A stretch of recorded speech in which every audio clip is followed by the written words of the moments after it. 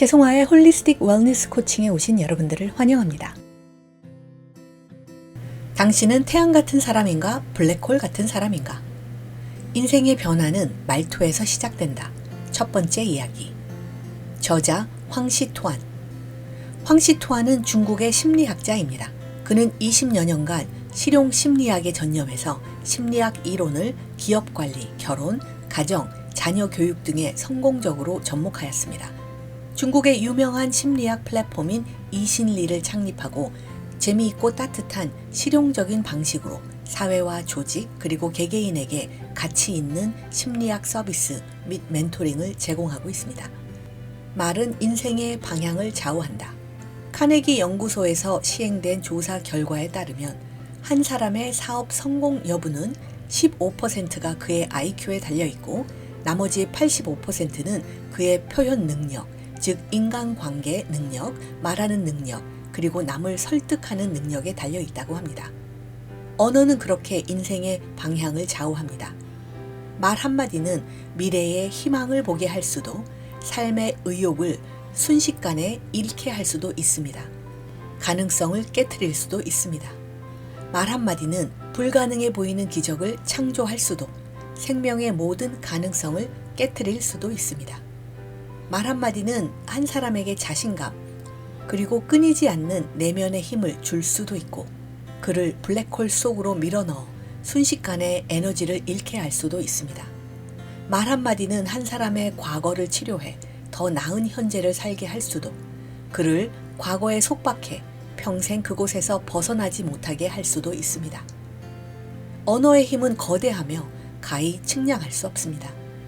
어떻게 해야 언어라는 이 무기를 제대로 장악하고 그것의 부정적인 영향을 억제하며 긍정적인 효과를 발휘할 수 있을까요?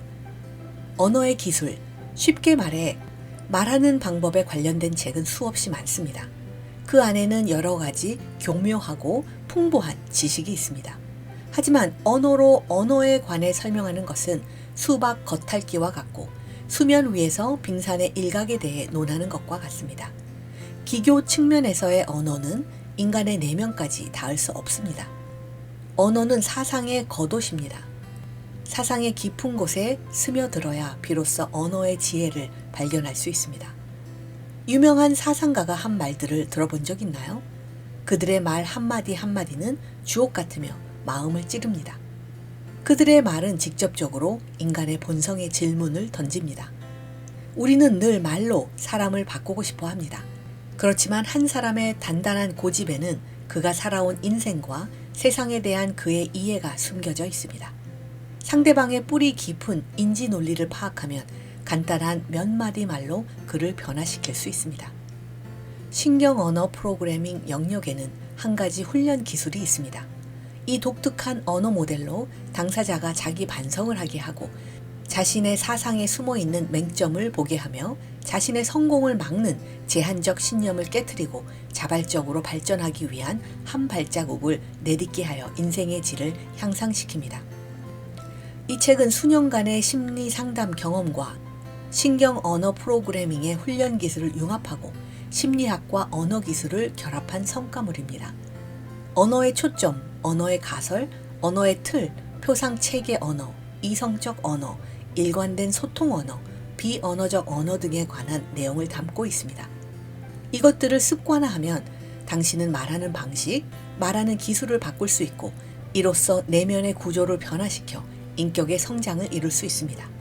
이 과정에서 우리는 다음과 같은 변화를 발견할 수 있습니다. 1. 부정적 언어의 함정을 통찰할 수 있다.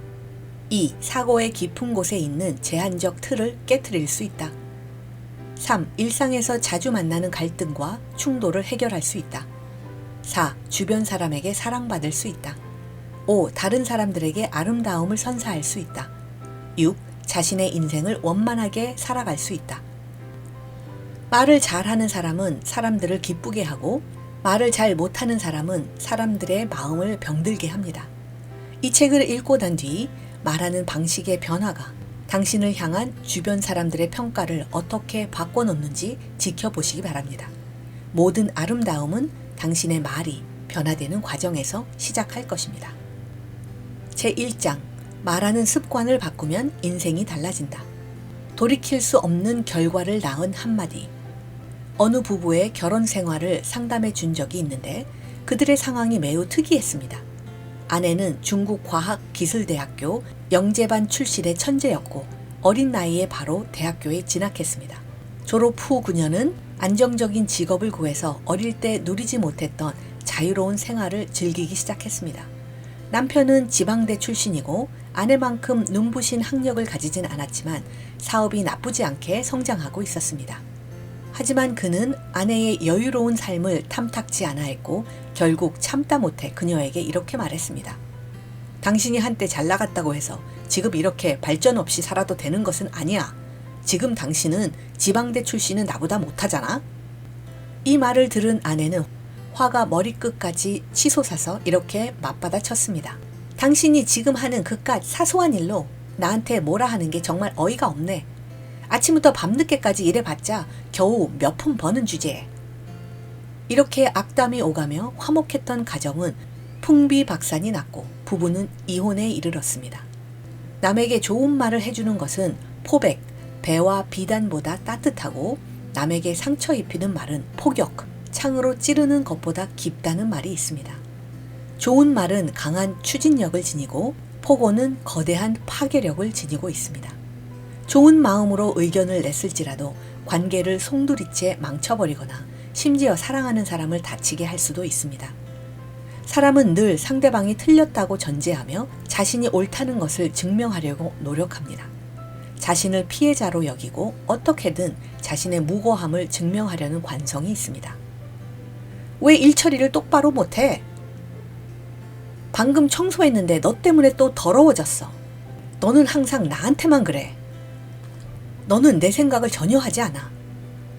뭔가 익숙한 말들이지 않습니까? 누구나 이런 말을 했거나 들어왔을 것입니다. 때로 우리는 직접 표현하지 않아도 무의식 중에 상대의 잘못을 더 크게 여기고 책임을 전부 떠넘겨 버리곤 합니다. 언어가 삶에 미치는 영향. 태양 같은 사람 대 블랙홀 같은 사람. 어떤 사람은 함께 있으면 마음이 따뜻해지고 활력이 넘칩니다. 이처럼 함께 있으면 인생을 가치 있게 하고 행복을 느끼게 하는 사람은 사람의 마음을 따뜻하게 하는 태양 같은 사람이라고 할 수 있습니다. 이와 반대로 같이 있으면 무력감이 느껴지고 몸 안에 있는 에너지가 모두 빠져나가는 것처럼 느껴지는 사람이 있습니다.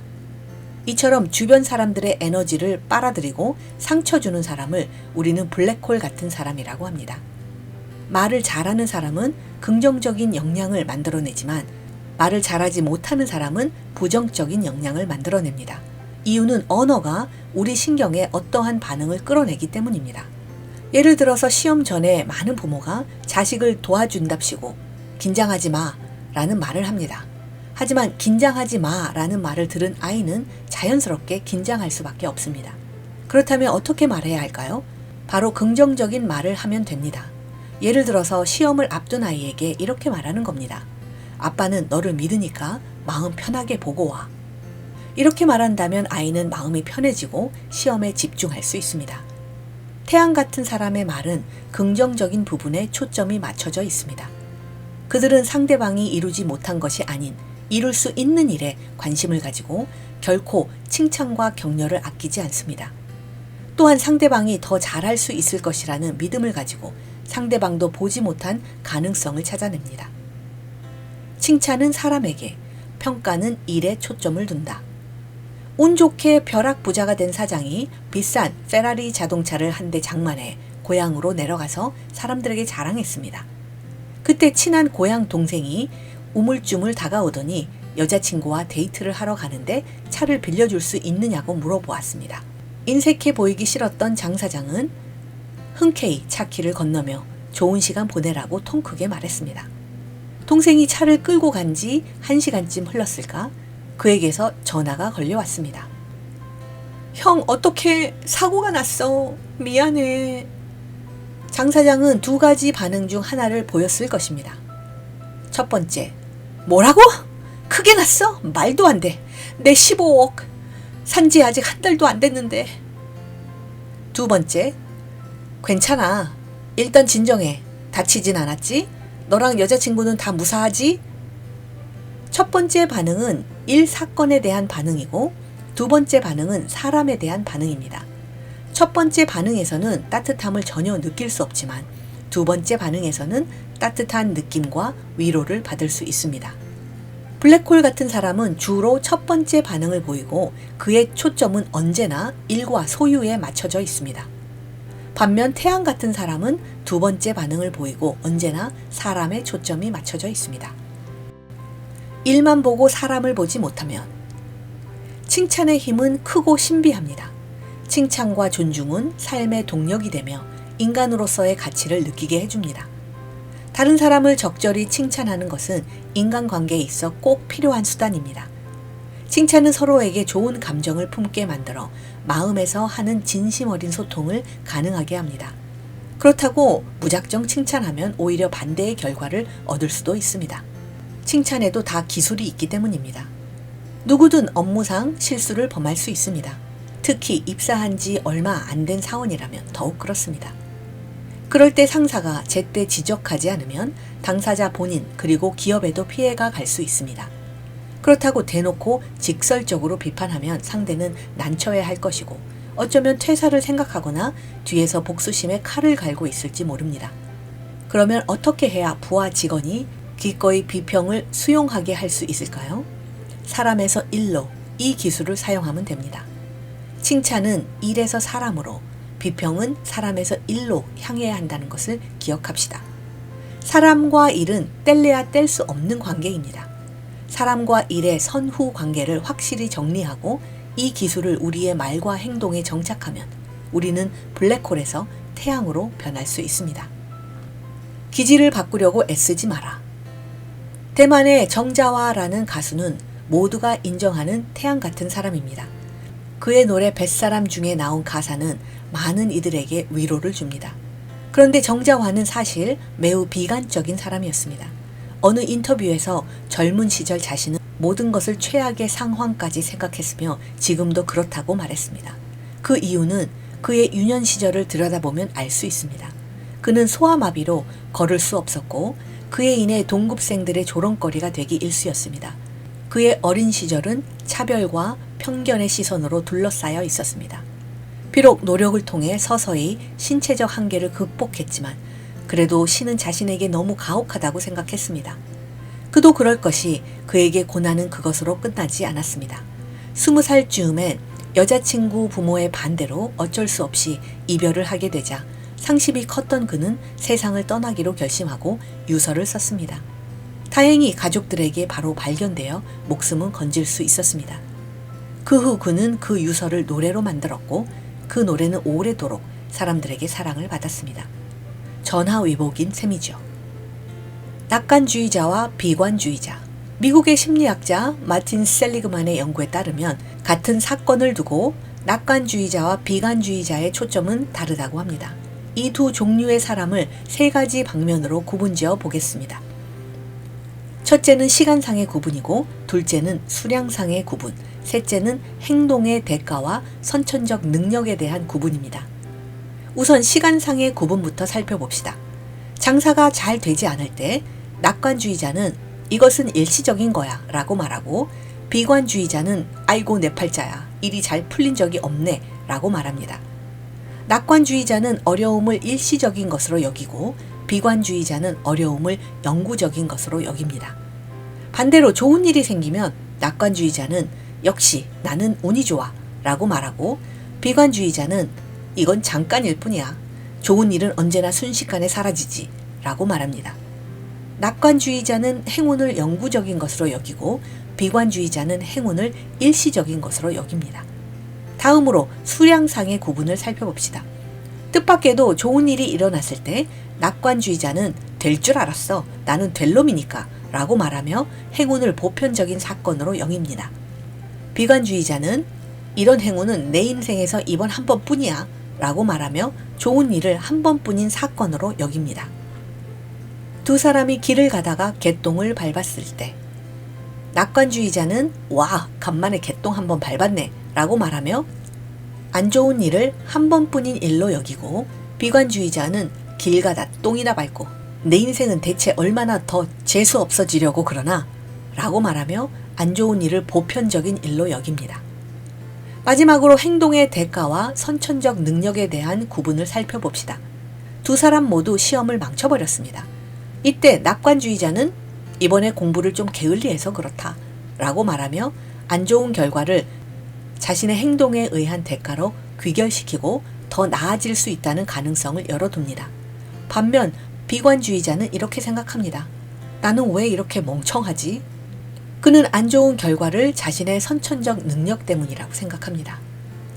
이와 반대로 시험을 잘 본 상황에서는 어떨까요? 낙관주의자는 이렇게 말합니다. 역시 나는 똑똑해. 그는 자신의 선천적 능력으로 인해 좋은 결과를 얻었다고 생각하고 그 능력으로 무엇이든 해낼 수 있다고 자신합니다. 같은 상황에서 비관주의자는 이렇게 생각합니다. 내가 이번 시험을 잘 볼 수 있었던 것은 어쩌다 운 좋게 공부한 게 시험에 나왔기 때문이야. 라며 자신의 행동에 어쩌다 한번 좋은 결과를 얻었다고 생각하고 자신의 행동에 따라 결과는 언제든 바뀔 수 있다고 여깁니다. 당신은 비관주의자인가요? 낙관주의자인가요? 여기서 강조해야 할 것은 낙관과 비관에는 모두 장단점이 존재하고 낙관이 언제나 비관보다 좋은 것만은 아니라는 사실입니다. 낙관주의자는 보다 더 적극적으로 삶에 임하고 비관주의자는 보다 더 깊게 인생을 음비합니다. 비관적인 성격 덕분에 더 깊게 인생의 고통을 느낄 수 있었고 그걸 토대로 사람들의 마음을 어루만지는 감동적인 노래를 쓸 수 있었던 정지화처럼 말입니다. 또 낙관은 공경에 더 유연하게 대처하고 비관은 사전에 최악의 상황을 생각하며 문제가 생겼을 때 바로 해결할 수 있게 해줍니다. 낙관주의자와 비관주의자 중 자신이 어떤 사람이건 크게 좋아하거나 슬퍼할 일은 아닙니다. 낙관과 비관은 타고난 기질일 뿐이고 둘 다 태양 같은 사람이 되기에 충분합니다. 우리는 애써 자신의 기질을 바꾸기 위해 노력할 필요가 없습니다. 그저 그것을 인지하고 받아들이면 됩니다.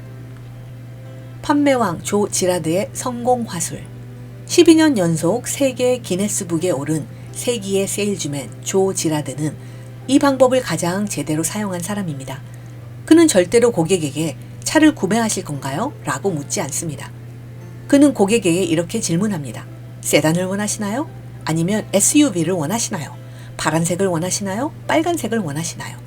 결제는 신용카드로 하시나요? 현금으로 하시나요? 등 이처럼 둘 중 하나를 골라야 하는 질문을 받은 고객은 대부분 거절하지 못합니다. 반면 차를 구매하실 건가요? 라는 질문에는 쉽게 아니요 라고 말할 것입니다. 인간은 논리적인 동물입니다. 따라서 상대방 마음속 깊이 뿌리내린 논리를 흔드는 것은 정말 어려운 일입니다. 짧은 순간에 바꾸는 것은 당연히 더욱 어렵습니다. 그러니 우리는 상대방이 받아들이기 쉬운 가설을 제시해야 합니다. 그 가설이 받아들여지면 이어서 제시하는 내용은 더 쉽게 받아들일 것입니다. 신뢰와 칭찬을 얻은 사람은 사회의 지지를 받는다는 느낌을 받게 되고 이로 인해 자신의 가치를 더 높이기 위해 노력하게 됩니다. 그뿐 아니라 자존감이 높아지고 자신감도 가지게 되며 더욱 적극적으로 발전하고자 하는 동력을 얻게 됩니다. 그렇게 그는 상대방의 기대에 부응하게 되고 이러한 사회적 지지가 이어집니다. 사람에 대한 기대와 칭찬, 신뢰, 그곳에서부터 변화가 시작됩니다. 제2장 내가 뱉은 말이 내 인생을 구속한다. 인생을 바꾸는 말의 힘. 어떤 사람들은 평생을 똑같은 날의 연속으로 여겨 변화 없이 살아가고 어떤 사람들은 매일매일을 새로운 날로 여겨 끊임없이 돌파를 시도합니다. 이 두 부류의 차이는 무엇일까요? 전자는 보이지 않는 틀에 갇혀서 변화할 엄두를 내지 않는 것입니다. 반면 후자는 인생은 무한하다고 생각하고 끊임없이 틀을 깨고 나와 자신의 인생이 무한한 가능성으로 가득 차게 합니다. 이 세상은 스스로 한계를 두지 않는 이상 무한한 가능성이 있다. 이 한마디는 저의 인생에 거대한 변화를 불러왔습니다. 말의 위력은 이처럼 큽니다. 말을 잘하는 사람은 누군가를 울타리 밖으로 걸어 나오게 하고 말을 못하는 사람은 계속해서 남에게 틀을 씌웁니다. 이 틀은 보이지 않는 족쇄와 같아서 자신이 묶인 줄도 모른 채 그저 신세 한탄만 하며 평생을 보내게 합니다. 자신의 삶에 성과가 있길 바란다면 우선 이 보이지 않는 틀에서 벗어나야 합니다. 사람 이내 틀을 하나 더하면 가들 수가 됩니다. 틀 속에 있는 사람은 마치 감옥에 가두어진 사람처럼 아무것도 할 수 없습니다. 이미 최선을 다했는데도 안 돼요. 이 말은 세상에서 가장 효과적인 실패의 주문입니다. 이 말은 스스로에게 불가능이라는 틀을 씌웁니다. 이 틀 속에서 우리는 노력하기를 포기하고 실패를 당연하게 받아들입니다. 사람은 자신이 맞다는 것을 증명하고 싶어 하므로 마음속 틀에 맞춰 행동하게 마련입니다. 그러다 보면 자연스레 몸이 건조한 삶을 살게 되는 것입니다. 자신을 구속하는 말, 무기력, 절망, 무의미. 제한적 신념이란 우리의 뇌를 고장나게 하는 바이러스입니다. 예를 들어 다음과 같은 말입니다. 불가능해. 난 못해. 이게 최선이야. 더는 못해. 방법이 없어. 나에게 어울리지 않아. 뭔가 익숙한 말들이지 않나요? 각자의 마음속에 이런 바이러스가 조금 혹은 많이 존재합니다. 제한적 신념은 사실 일종의 틀로 당신의 인생이 성공의 기쁨을 맛보는 것을 방해하는 생각입니다. 이러한 생각들은 잠재력을 발휘하지 못하게 억누르고 인생을 어려운 상황에 빠뜨리게 합니다. 이런 바이러스성 신념들을 구별해내는 방법은 무엇일까요? 생각보다 간단합니다. 모든 신념은 우리가 하는 말에 내재되어 있습니다. 그 제한적 언어들은 몇 가지 특징들이 있습니다. 외인이 되는 이유 중 하나는 자신을 제한하지 않는다는 것입니다. 세상의 많은 일이 이와 같습니다. 우리가 이건 애초에 불가능해 라고 생각을 가지면 일은 정말 불가능해지고 성공과의 거리는 멀어집니다. 반대로 할 수 있어. 아직 방법을 못 찾았을 뿐이야 라는 생각으로 바꾸고 계속해서 시도한다면 대부분의 고난과 역경은 해결됩니다. 가망이 없다고 말하는 인생은 온통 잿빛입니다. 그렇다면 이 절망의 틀에 구속되지 않는 방법은 무엇일까요? 가망이 없다고 생각하는 사고방식의 형성은 어린 시절 부모의 교육과 밀접한 관계가 있습니다. 꿈이 가수인 아이가 화장실에서 신나게 노래를 부르고 있자 부모는 아이에게 그런 목소리로 무슨 노래를 하겠다고 그래. 옆집에서 시끄럽다고 찾아오겠다. 라며 부정적인 말을 합니다. 이후 미래의 대스타는 그렇게 한순간에 사라져 버립니다. 더 무서운 것은 아이가 그 후로 어떤 꿈이든 자신 있게 도전하지 않는다는 사실입니다. 오브젝트, 목표, 어디로 갈 것인가? 현재 상태를 파악했다면 이제 상대의 초점을 자신의 목표로 옮겨놓는 것이 중요합니다. 그렇지 않으면 그는 문제의 틀 속으로 깊게 빠져들고 맙니다. 미국 예일대학에서 20년 동안 추적 조사를 했습니다. 맨 처음 이 조사를 시작할 때 연구원은 조사에 참여한 학생들에게 다음과 같은 질문을 했습니다. 여러분은 목표가 있나요? 그러자 90%가 있다고 말했습니다. 연구원은 또 물었습니다. 목표가 있다면 종이에 적어보세요. 그러자 4%만 적어냈습니다. 20년이 지난 뒤 예일대학 연구진은 당시 프로젝트에 참여한 학생들을 조사했습니다. 그 결과 목표를 종이에 적어낸 학생들의 사업 발전 또는 생활 수준이 그렇지 않은 학생들보다 훨씬 높았습니다. 그들이 창출한 가치는 나머지 96%의 총합보다 월등히 컸습니다. 그러면 나머지 96%는 어디에서 무얼 하고 있었을까요? 연구진의 조사 결과 그들은 직간접적으로 4%의 이상 실현을 도와주기 바빴습니다. 목표는 등대처럼 우리의 앞길을 비춰주고 나침판처럼 인생이 나아갈 방향을 가르쳐줍니다. 목표는 우리의 미래에 아주 커다란 영향을 미칩니다. 상대를 목표라는 틀로 이끄는 것은 아주 간단합니다. 그저 이렇게 물어보면 됩니다. 모든 것이 가능하다면 무엇을 제일 하고 싶나요? 당신은 지금과 같은 상황 말고 어떤 상황을 마주하길 바라나요? 이 질문에 숨어 있는 가장 중요한 기술은 바로 그에게 모든 것이 다 가능하다면 이라는 전제를 깔아주는 것입니다. 많은 사람이 마음속에 있는 가망이 없다는 생각 때문에 미래를 상상하려고 하지 않습니다. 무엇이든 가능하다는 전제를 제시하는 것은 상대에게 모든 걱정을 내려놓고 미래의 목표를 마음껏 상상하게 하기 위함입니다. 이펙트, 영향, 왜 그곳에 가려고 하는가? 이것은 아주 심각한 문제지만 많은 사람이 망각하는 부분입니다.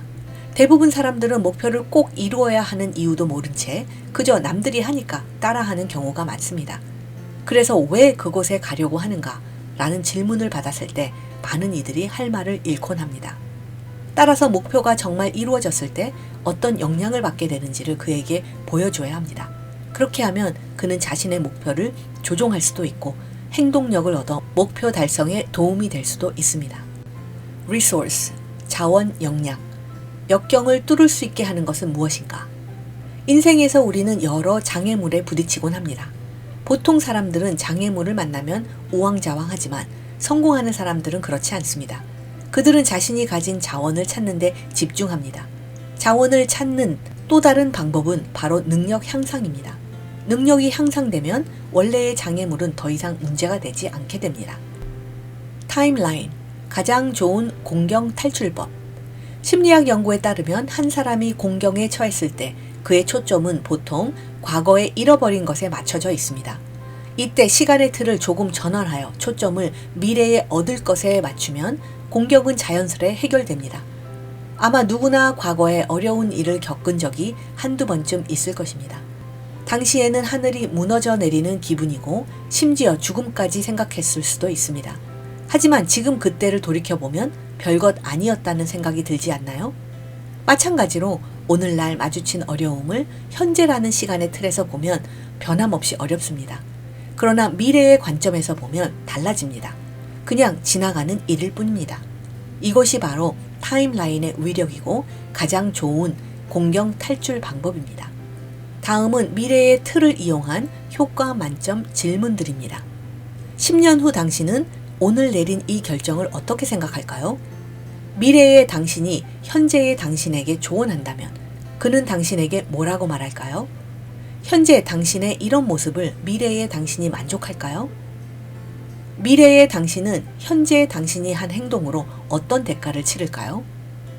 마음속에 사랑과 사람이 있는 자가 보다 큰 일을 이룰 수 있습니다.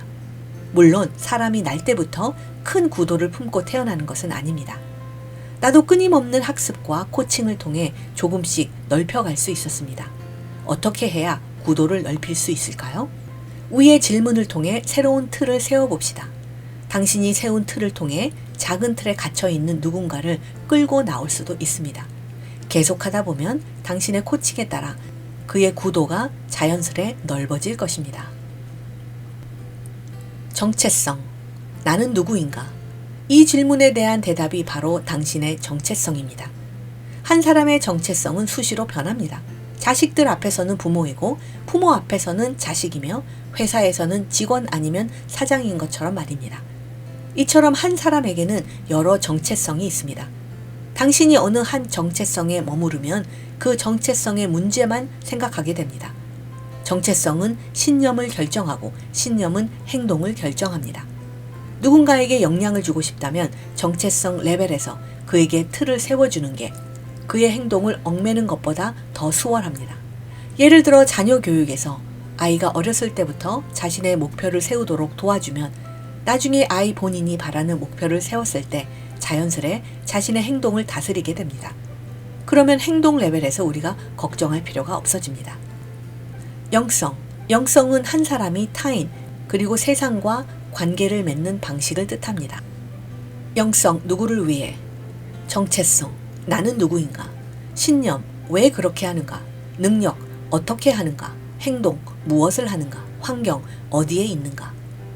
존과 해리라는 두 청년이 있었습니다. 둘은 동시에 한 채소 전문 무역회사에 취직했습니다.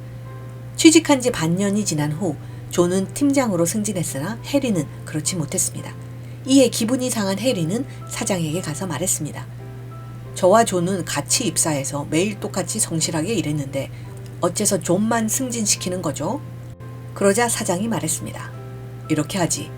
회사에서 지금 감자를 구매하려고 하는데 나가서 감자 파는 곳을 알아봐 주게. 돌아오면 대답해 주겠네. 30분 후 해리는 재빨리 돌아와서 보고했습니다. 20km 정도 떨어진 시장에 감자 파는 곳이 있습니다. 사장은 그에게 물었습니다. 총 몇 군데에서 팔지? 해리는 머리를 극적이며 말했습니다. 어디서 파는지만 보고 몇 군데인지 신경 쓰지 못했습니다. 조금만 기다려주시면 빨리 다녀오겠습니다. 말을 마치고 그는 서둘러 뛰어갔습니다. 20분 뒤 회사로 돌아온 해리는 숨을 헐떡이며 보고했습니다. 총 3곳의 가게에서 감자를 팔고 있습니다. 사장은 또 그에게 물었습니다. 감자의 가격이 어떻게 되나? 3군데 다 똑같나? 해리는 잠시 얼어붙었다가 또 머리를 극적이며 말했습니다. 잠시 기다려주시면 다시 가서 물어보겠습니다. 사장은 말을 마치고 다시 뛰어나가려는 해리를 불러 세우고 말했습니다. 그럴 필요 없네. 가서 존을 불러와 주게. 3분 뒤 존이 들어왔고 사장은 존에게 해리에게 준 임무를 똑같이 주었습니다. 존은 40분 뒤 들어와서 보고했습니다. 20km 정도 떨어진 곳에 있는 농산물 도매센터에 감자를 파는 가게가 3곳 있습니다. 그중 2가게는 킬로그램당 90센트에 팔고 3번째 가게만 킬로그램당 80센트에 팔고 있었습니다. 그는 잠시 멈추었다가 계속 말했습니다. 3군데의 감자를 다 한 번씩 살펴보니 그중 3번째 가게의 감자 품질이 가장 좋았습니다. 가격이 제일 쌌음에도 불구하고요. 대량 주문 시에는 할인도 해준다고 했고 게다가 트럭도 있어 무료로 배송까지 해준다고 했습니다. 존은 잠시 멈추었다가 또 이야기를 이어갔습니다. 사장님께 품질을 직접 보여드리기 위해 감자 샘플을 가져왔고 그 가게 주인도 사장님을 뵙기 위해 회사 로비에서 기다리고 있습니다. 자세히 얘기를 나누시길 원하시면 바로 들어오시라고 하겠습니다. 당신이 사장이라면 둘 중 누구를 승진시키겠습니까? 이유는 무엇인가요? 장자는 이렇게 말했습니다. 우물안 개구리와 바다에서 일어나는 일을 말하지 말아라. 그가 아는 세계는 우물안이 전부이기 때문이다. 여름철 벌레와 겨울철 얼음에 관해 이야기하지 말라. 그의 세계는 시간의 제약을 받기 때문이다.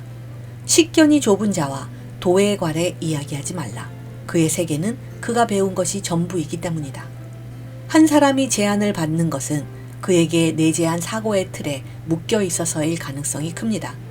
틀을 활짝 열고 그가 가보지 못한 틀을 세워서 새로운 틀로 생각하고 생활하게 하면 새로운 인생을 얻을 수 있습니다. 인생의 변화는 말투에서 시작된다. 첫 번째 이야기를 마칩니다.